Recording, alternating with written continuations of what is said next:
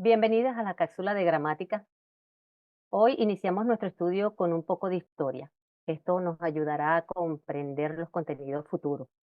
Los datos suministrados en esta cápsula son solo una información puntual de este tema tan amplio y controversial al que hemos llamado gramática. Digo controversial porque hay muchos investigadores trabajando sobre historia y existen muchas versiones y teorías. Así que los invito a profundizar fuera de este tiempo y con el deseo que nos ayude a entender mucho más sobre el contenido de la Biblia, que como hemos visto tiene mucha carga gramatical. Y en mi opinión es que si aprendemos acerca de este tema, la entenderemos mucho mejor. Quiero resaltar que ciertamente egresé de la universidad con el título de profesor en educación integral, mención lengua en el año 2005. Ahora, ¿por qué les digo esto? Porque los idiomas evolucionan. Podemos saber en la RAE, la Real Academia Española, ha realizado cambios en estos últimos 15 o 20 años. Oh, sí, pero les prometo que daré lo mejor de mí para entregarles una información lo más actualizada posible y espero contar con su apoyo. Así que iremos aprendiendo juntas. Iniciamos. El inicio de la escritura marcó un hito importante en la historia de la humanidad, permitiendo a las civilizaciones desarrollar sistemas de comunicación y registro de información. A lo largo de los siglos, la escritura ha evolucionado y ha desempeñado un papel crucial en la sociedad. Hoy día la escritura es una habilidad esencial en el mundo. Aunque hemos evolucionado hacia formas más digitales como el teclado y la pantalla, la capacidad de plasmar nuestras ideas y pensamientos en palabras escritas sigue siendo una herramienta invaluable para el intercambio de información y la comunicación efectiva. ¿Sabías que hace más de 20 siglos, luego de que el hombre adquiriera la escritura silábica, de la que hablaremos más adelante, comienza una segunda fase donde los fenicios desarrollaron la escritura alfabética? Hoy todavía existen debates entre los expertos sobre cuál es la cuna de la escritura. En concreto, las posibilidades se circunscriben a dos lugares, Mesopotamia y Egipto. Créanme que la polémica todavía sigue, pero hagamos un viaje imaginario a través del tiempo para conocer un poco más sobre esta afirmación. Esto le sonará familiar. Como ya hemos escuchado en algunos de nuestros estudios de cada jueves, Mesopotamia es el nombre que se le da al valle que forman los ríos Tigre y Éufrates. La palabra griega para designar la región Mesopotamia significa literalmente entre ríos. En efecto, en el fértil valle que se extendía entre ambos cursos fluviales, se desarrollaron importantes civilizaciones que debieron parte de su extraordinaria cultura a los primeros asentamientos estables. Con la aparición de la agricultura, los grupos humanos se asientan definitivamente en un territorio.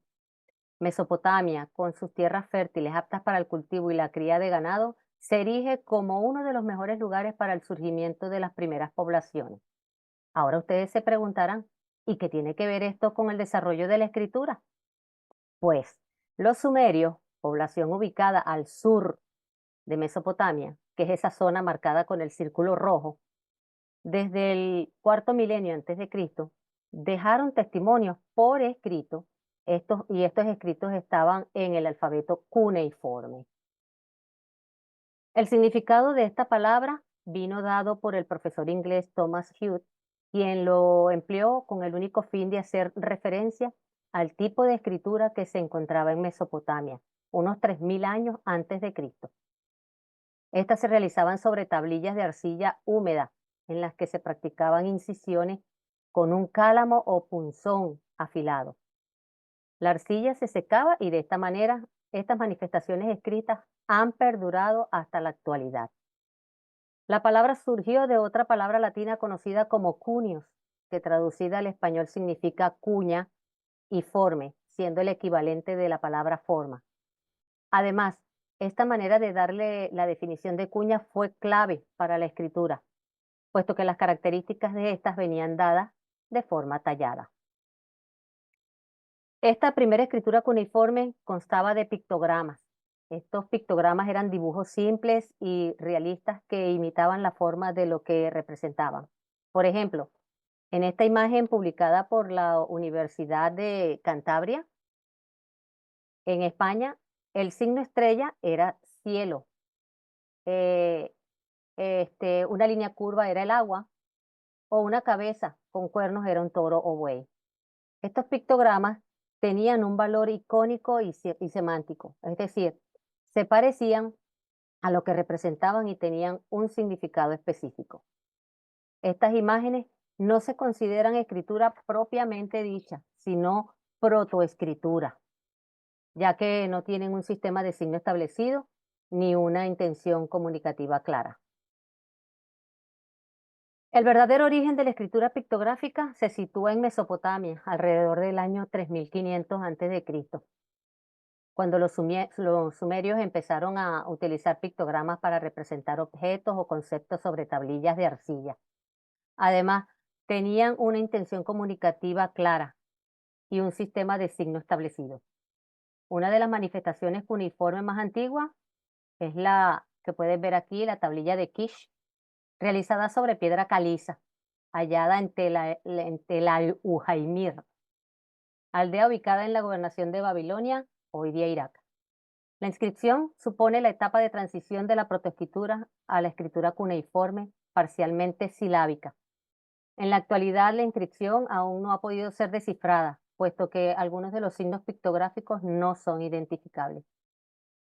Para algunos investigadores, esta escritura pictográfica podría hacer referencia a actividades económicas, pero es difícil de describir porque la mayoría de los signos son casi desconocidos. También tenemos la paleta de Narmer, que data del periodo predinástico con una aparente diferencia en su data con relación a la de tablilla de Kish, en la que se encuentran los primeros jeroglíficos egipcios. Existen diferentes interpretaciones sobre el significado de sus grabados y esta asociada al rey Narmer, también conocido como Menes. Hay testimonios de que la escritura mesopotámica es mucho más antigua que la egipcia. Sin embargo, en 1998, en Abidos, una de las ciudades más influyentes del Alto Egipto, se descubrieron muestras de escrituras protojeroglíficas, que sí sería contemporánea a la escritura cuneiforme, lo que no hace sino avivar esta polémica. Antes de continuar con la evolución de la escritura, aclaremos los siguientes términos, pero solo de una manera generalizada, ya que esto va más allá de un simple concepto. Alfabeto y lengua. El alfabeto es un sistema de escritura que utiliza un conjunto de símbolos, letras o grafemas para representar los sonidos de un idioma. Lengua es un conjunto de signos que sirven como medio de comunicación entre los medios de una comunidad lingüística. Eso es lo que llamamos idioma. Pueden ver en la gráfica, ¿verdad? Las letras, diferentes letras del alfabeto utilizados en diferentes idiomas, pero también se ven símbolos y signos que están allí presentes. Mediante un alfabeto es posible transcribir una cantidad indefinible de idiomas. Un ejemplo muy claro sería nuestro alfabeto occidental. Con él podemos escribir en español, pero también en inglés, alemán, sueco, en francés, etc.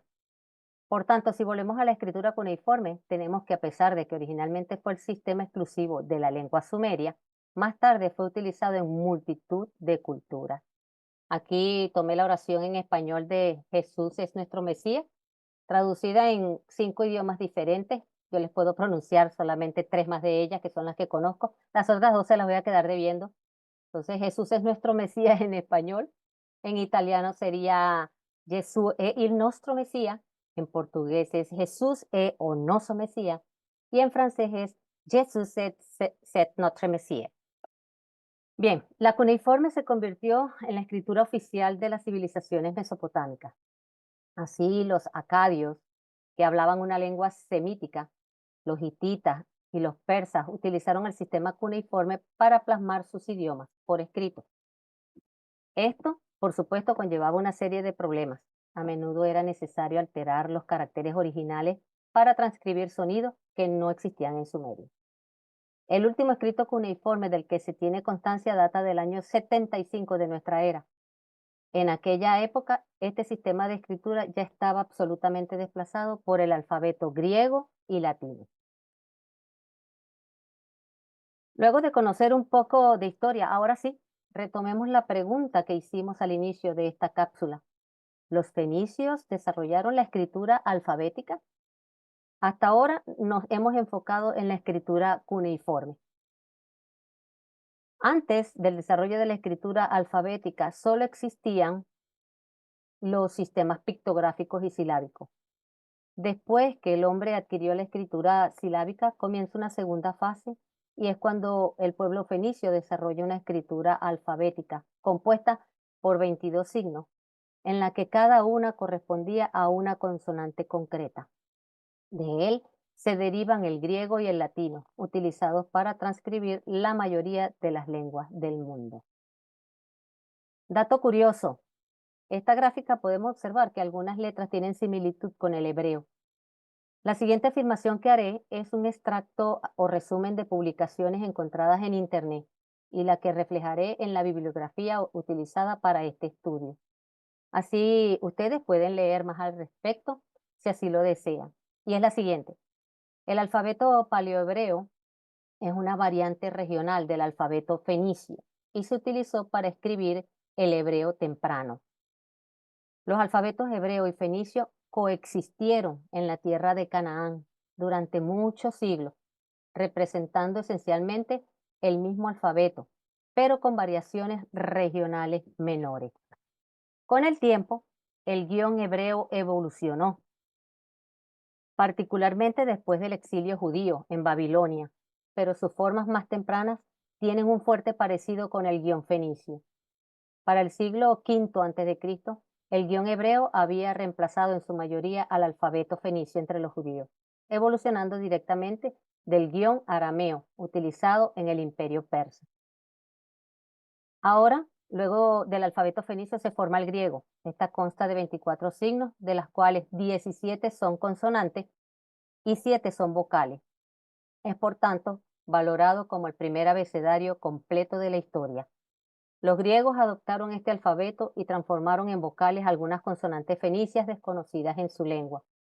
Las letras Aleph, Yod y Ayin, del nombre que tomaron en hebreo, indican consonantes en las lenguas semíticas, orientales y cananeas, mientras que en el griego corresponden a las vocales A, I y O respectivamente.